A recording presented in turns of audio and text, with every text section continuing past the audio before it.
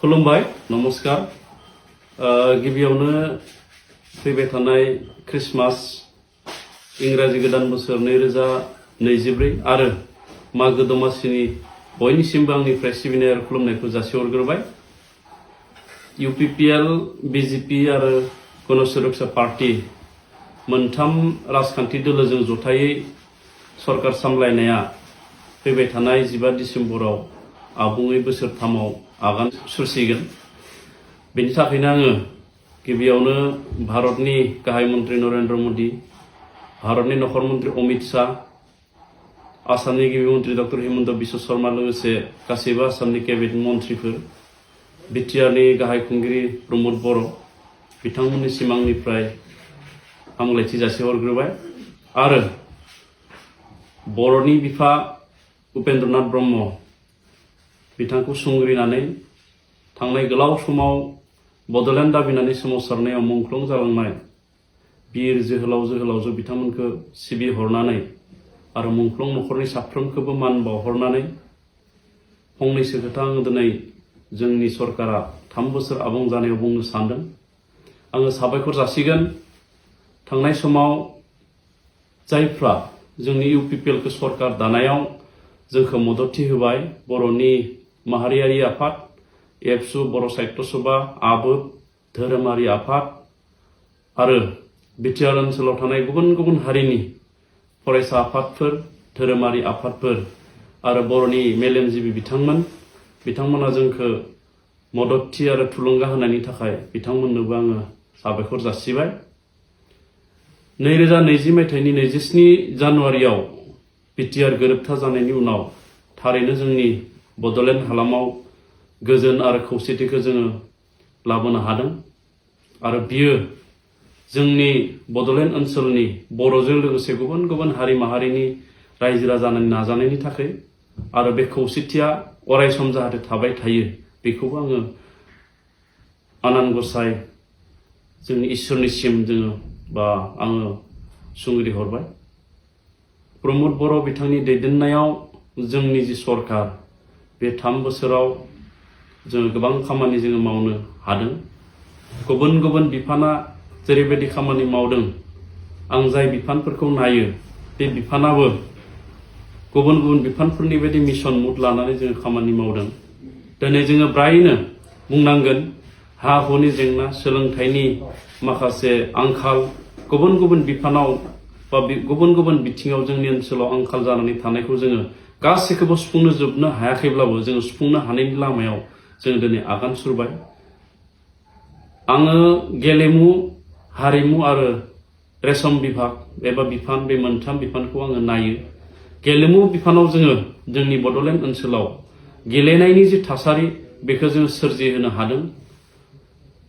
Asia देशनिनो गोजामसिन गेलेनाय Durand काप, जायखौ जोङो निउज मिडियायावसो खोनादोंमोन, बेबायदि मोनसे गेलेनायखौ जोङो जोंनि बडलेण्ड ओनसोलाव खुंनो हानाया जोंनि थाखाय जोबोद देरगाथाव बाथ्रा होननानै आङो बुंनो सानगोन। आरो बेनिख्रुइबो बांसिन देरगाथाव बाथ्राया जाहैबाय मा, दुरान्ड काप बायदि मोनसे गोजाम गेलेनायाव बडलेण्ड FC मुङै जोङो मोनसे टीम जानानै बडलेण्डनिफ्राय गेलेनो हानाया जोंनि बेसेबांबा देरगाथाव आरो जोंनि साफ्रोमबो जोलुर गेलेगिरिनि थाखाय बियो जोबनो गैयै मोनसे थुलुंगानि बिदिन्थि। बिनि अनगायैबो जोंनि बिटिआर सरकारा स्पर्ट्स एन्ड कालचारेल मिट होननानै जोंनि फरायसुला फरायसुलि आरो गेलेगिरिफोरखौ जिल्ला नाङै आरो जोंनि बडलेण्ड ओनसोलनि गेजेराव जों खुंनायनि मोनसे हाबाफारि थांनाय बोसोरनिफ्राय जोङो जागायदों। देग्लायबो बे हाबाफारिखौ जागायगोन आरो देग्लायनिफ्राय जोङो मोनसे गोदान हाबाफारि लाबावदों, बिकलांगफोरनि थाखाय गेलेनायनि थाखाय बादायलायनाय हाबाफारि, बेखौ जोङो खुंगोन। जायफ्रा सोलेरा नोरजिया बिथांमोनाबो गेलेनो गोसो जायो, दा बिथांमोननिबो बायदि बायदि गेलेनायनि आयदाफोर दङ। दा जोंनि बडलेण्ड ओनसोलनि जेसेबांखिनि नोरजिया सुबुंफ्रा गेलेयो बिथांमोननि गेजेरावबो जोङो बिथांमोनखौ थुलुंगा होनो थाखाय नोरजियाफोरनि गेलेनाय मोनसे जोङो खुंनो थाखाय थिरांथा लानाय जादों। बेनि अनगायैबो जोङो जोंनि 3 बोसोरनि बोसोरारि फालिनायाव जोङो जोंनि साब डिभिजन लेभेलाव थानाय डिस्ट्रिक्ट स्पर्ट्स एसोसिएशनजों खुंजानाय जिथु सुपार डिभिजन लीग, बे लीगआव जायफोर क्लाबा चेम्पियन जाबाय बिथांमोननो 5 लाखै जोङो रांखान्थि अनसुंथाइ होनाय जागोन।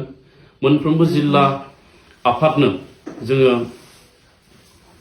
बोसोरसेयाव 5 लाखै जोङो देग्लायनिफ्राय जोङो होनो थांखि लानाय जादों आरो बेखौ जोङो फैबाय थानाय जोंनि बोसोरारि सान फालिनायाव जोङो बेखौ राननाय जागोन आरो रुंसारि कनकेश्वर नार्जारिनि मुङै स्पर्ट्स एक्सेलेन्सि एवार्ड होननानै जोङो 150 जन जोंनि गुबुन इभेन्टआव गेलेगिरि बिथांमोननो जोङो रांखान्थि अनसुंथाइ 1 लाखै जोङो होनो थाखाय थिरांथा खालामनाय जादों। बेनि अनगायैबो जोङो 40टा बिटिआरनि समस्तियाव जोङो गंफा बिर सिलागांनि मुङै गंफा रुरेल स्टेडियाम जोङो बानायनो थाखाय थांखि लानाय जादों आरो जोङो बड'लेण्ड स्पर्ट्स डेभेलपमेन्ट बर्ड दानानै जोंनि बड'लेण्ड ओनसोलनि स्पर्ट्सखौ बा गेलेमुखौ जों जौगाहोनो थाखाय माखासे सोलो जों रनसायनाय हाबाफारिखौ मावबाय आरो बे जुदि जायोब्ला जोंनि गेलेनाया गोबां जौगागोन आरो खम समनि गेजेरावनो जोङो स्पर्ट्स एकाडेमि बेखौबो जागायनो थाखाय जोङो थांखि लाबाय। बेनि उनाव जोङो सेरिकालचार एबा रेशम बिभाग बड'लेण्ड सेरिकालचार मिशन जोङो लानानै जोङो दायो खामानि मावनो थाखाय जागायजेनबाय। 30,000निबो बांसिन नखरा बे बड'लेण्ड सेरिकालचार मिशननि गेजेरजों मुलाम्फा मोननो हागोन आरो गोबां बेनि गेजेरजों जोङो जौगानो हागोन। जोंनि इन्दि सि जायखौ दिनै मुलुगनाङावनो मोनसे डिमान्ड एबा मोनसे बेसेन होनाय जोङो नुनो मोनदों, बेखौबो जोंनि जोंनि बिमा माहारिया बेखौ दायो। दा बेखौबो जोङो जौगाहोनो थाखाय जोङो बड'लेण्ड सेरिकालचार मिशन लानाय जादों। बेनि उनाव जोङो हारिमु बिफान, हारिमुआवबो जोङो जोहोलाव नीलेश्वर ब्रह्मनि मुङै जोङो मोनफ्रोमबो समस्ति मोनफ्रोमबो जायगायाव गंफा मडेल स्टेटमेन्टनि गेजेरजों जोङो जौसां बानायनो थाखाय थांनाय बोसोरनिफ्राय खामानिखौ जोङो जागायदों आरो देग्लायबो दङ आरो नेक्स्टआवबो फैबाय थानाय समावबो जोङो जोहोलाव नीलेश्वर ब्रह्मनि मुङै जों बे जौसांखौ बानायलांनाय जागोन। आरो बेनि उनाव जोंहा थांनाय 2021 मायथाइयावनो जोङो जोंनि बड'लेण्ड ओनसोलनि जेसेबां हारि माहारिनि हारिमुवारि दिन्थिफुंनाय दङ बेखौ जोङो दिन्थिदोंमोन, जायखौ जोङो रागाम मुङै, आरो बे रागामखौबो जोङो फैबाय थानाय समाव जों खुंफिननो थाखाय थांखि लानाय जादों। दा प्रमद बर'नि दैदेननाय जि सरकार, बे सरकारा मोनफ्रोमबो बिफाननि साफ्रोमबो जोंनि इएमफ्रा, साफ्रोमबो जोंनि अफिसार मावख'गिरिफ्रा गावबा गावनि दायित्वखौ मोजाङै फालिनायखौ जों नुदों आरो बिटिआर ओनसोलनि जौगानायनि खामानिया दिनै जागायजेनबाय। आङो बे समाव खावलायहरगोन जोंनि बड'लेण्ड ओनसोलनि साफ्रोमबो सुबुं, मोनफ्रोमबो आफाद, मोनफ्रोमबो फसंथानफोर बिथांमोना जाहाथे जोंनि बे सरकारखौ आरोबाव थुलुंगा आरो मददथि होबावो, बोसोन होबावो। मानो होननानै बुङोब्ला दिनै बिटिआर सुक्तिनि जिफोर दफा बेफोरखौ मावफुंनो थाखाय आरो जोंनो गोबां सम नांबावगोन।